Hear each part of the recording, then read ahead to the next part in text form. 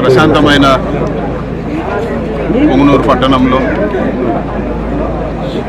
9 రోజుల ముందు ఆఫియా అనే చిన్న 7 ఏళ్ల అమ్మాయి మిస్సింగ్ అవడము, దాని తర్వాత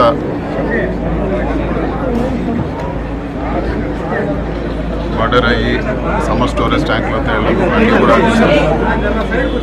చాలా బాధాకరము.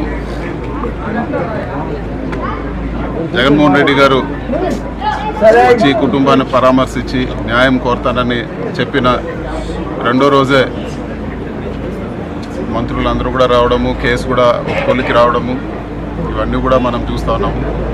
ఇదే ఇంట్రెస్ట్ మొదటి రోజే ఉండింటే బహుశా పాప ప్రాణాలు మనం